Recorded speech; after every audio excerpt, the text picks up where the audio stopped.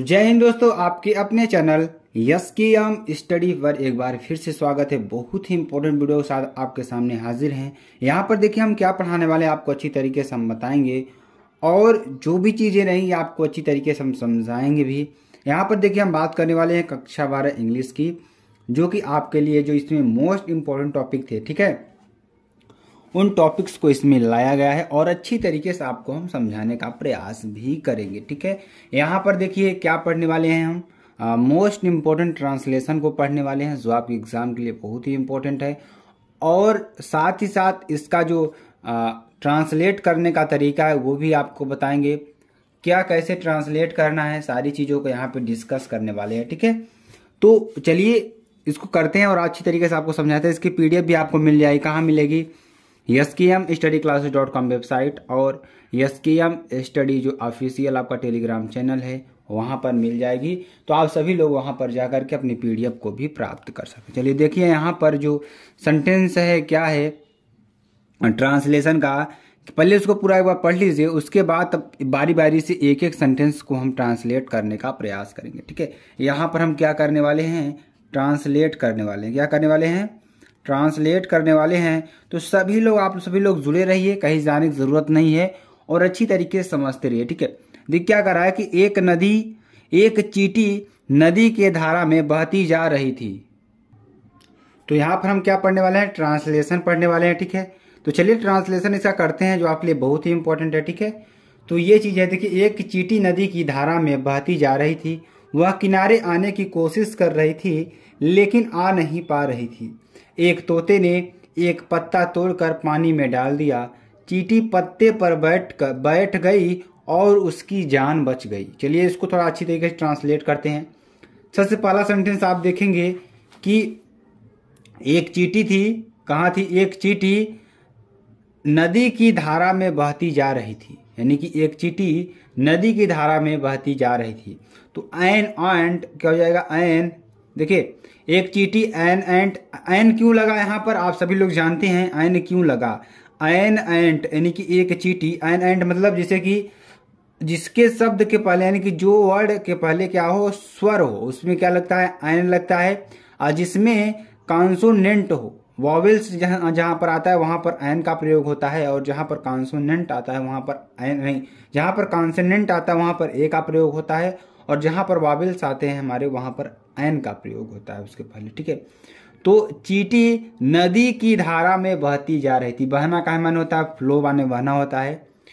और देखिए सेंटेंस कौन है, बहती जा रही थी यानी कि पास्ट कंटिन्यूअस टेंस है। कौन सा है? पास्ट कंटिन्यूअस टेंस है। तो इसका फार्मूला आप सब लोग जानते हैं, सब्जेक्ट प्लस आई वाज या वर प्लस वर्ब में ING प्लस ऑब्जेक्ट, आपका ये होता है फार्मूला। तो चलिए इसकी मैं थोड़ा ट्रांसलेट करते हैं। तो एन आंट was flowing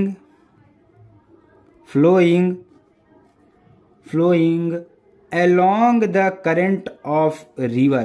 कहां पर? along the current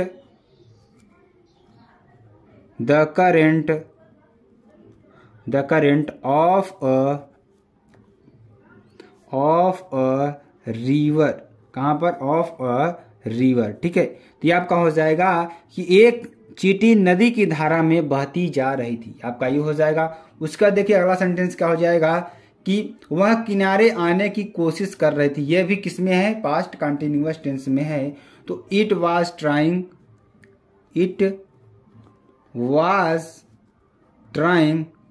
मीन्स क्या होता है? प्रयास, ठीक है। तो कोशिश करना यानी कि प्रयास करना यानी कि ट्राई करना। तो it was trying to come to the bank, to come to the bank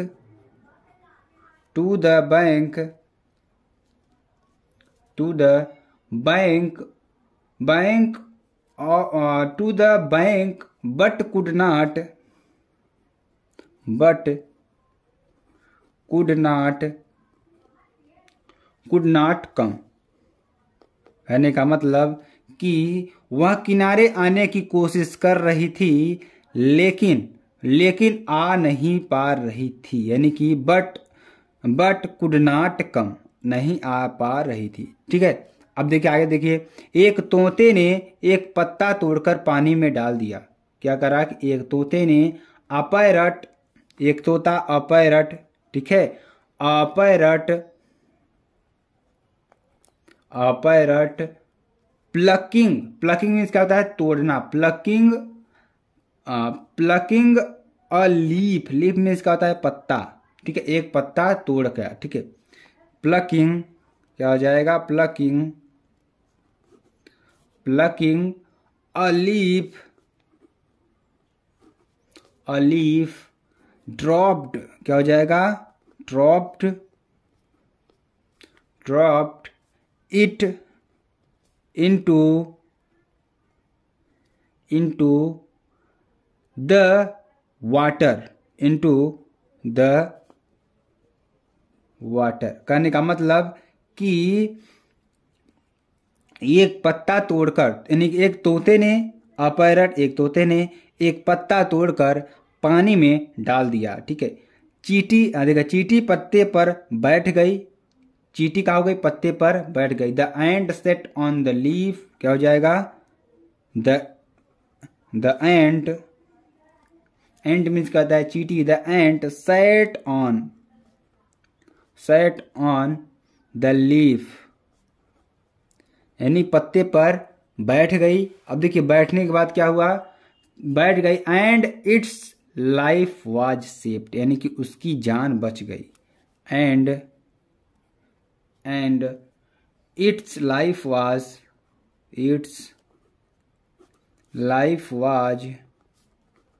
saved. ठीक है, उसकी जान बच गई। तो इतना आपके लिए पूरा ट्रांसलेशन था। अब चलिए अगला देखते हैं। देखिए यहाँ पर एक बार फिर से आप लोग समझा देते हैं कि एक चींटी नदी की धारा में बहती जा रही थी। A ant was flowing along the current of a river. उसके बाद देखिए वह किनारे आने की कोशिश कर रही थी। It was trying to come to the bank, bank means क्या होता है, किनारे, बट लेकिन नहीं आ पा रही थी, लेकिन कुड नॉट कम, वह नहीं आ पा रही थी। A parrot plucking a leaf, एक तोते ने एक पत्ता तोड़कर, leaf dropped it into the water, पानी में डाल दिया। The ant sat on the leaf, जो चींटी थी, यानी कि चींटी पत्ते पर बैठ गई, और उसकी लाइफ बच गई। इट्स लाइफ वाज सेव्ड, उसकी लाइफ बच गई। ठीक है, ये आपका हो जाएगा, बहुत ही इंपॉर्टेंट है आपके लिए। तो चलिए आगे अगला देखिए, अगला भी आपको अच्छी तरीके से समझाते हैं हम। चलिए अगले पैराग्राफ की बात करते हैं, जो आपके लिए बहुत ही इंपॉर्टेंट है, ये भी आपके एग्जाम में बहुत बार आ गया है। ठीक है, चलिए देखिए यहाँ पर, ईमानदार व्यक्ति न्याय और सच्चाई का मार्ग कभी नहीं छोड़ता है। ठीक है, तो जो ईमानदार व्यक्ति होता है वह सच्चाई और, ठीक है, ईमानदार व्यक्ति न्याय और सच्चाई का मार्ग कभी नहीं छोड़ता है। वह ऐसी चीज नहीं ग्रहण करता जो उसकी अपनी न हो। वह अपने स्वार्थ के लिए किसी को धोखा नहीं दे सकता। ईमानदारी के रास्ते पर चलते हुए उसे जीवन में सच्चा सुख और शांति मिल सकती है। देखिए इसका बनाएंगे, बहुत ही इंपॉर्टेंट है, ये भी है।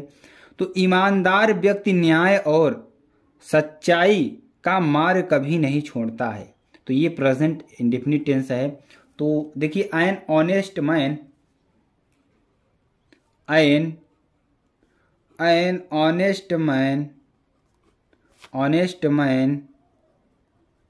Honest man never deviates from, क्या करा है, never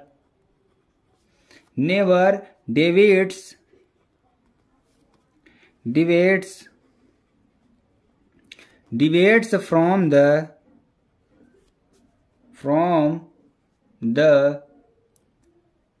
from the path of justice. Path means क्या होता है, रास्ता, path of justice and truthfulness,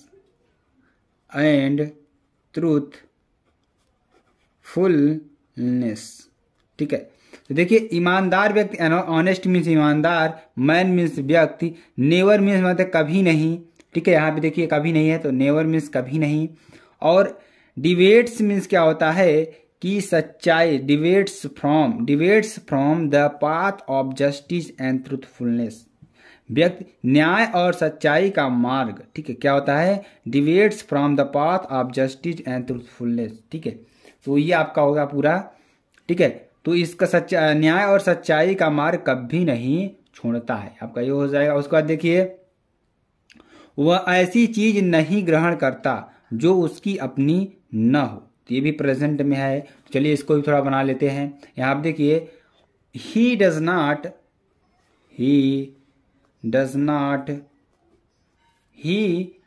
not belong to him, यानी कि देखिए he does not accept the, देखिए ध्यान से देखिएगा, he does not accept the thing, he does not accept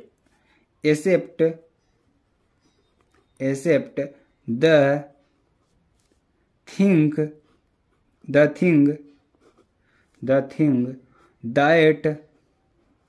that does not belong to him, does not belong to him। कहने का मतलब, देखिए ध्यान समझिएगा तभी आपको समझ में आएगा। कहने का मतलब कि वह ऐसी चीज नहीं ग्रहण करता जो उसकी अपनी न हो, वह अपने स्वार्थ के लिए किसी को धोखा नहीं दे सकता, ठीक है। तो he can not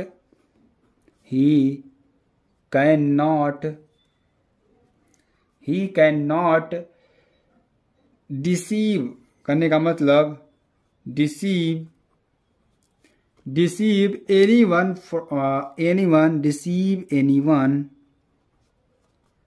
for his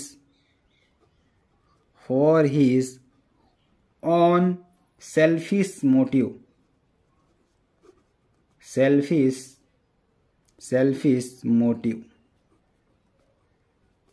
कहने का मतलब यहाँ पे आप देखेंगे कि वह अपने स्वार्थ के लिए किसी को धोखा नहीं दे सकता। तो he can not deceive anyone for his own selfish motive, ठीक है। चलिए अगला देखिए, आगे क्या है हमारा, कि ईमानदारी के रास्ते पर चलते हुए, ईमानदारी के रास्ते पर चलते हुए उसे जीवन में सच्चा सुख और शांति मिल सकती है। कहने का मतलब, फॉलोइंग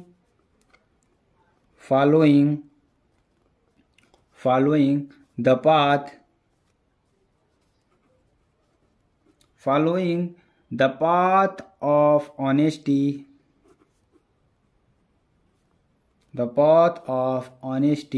he can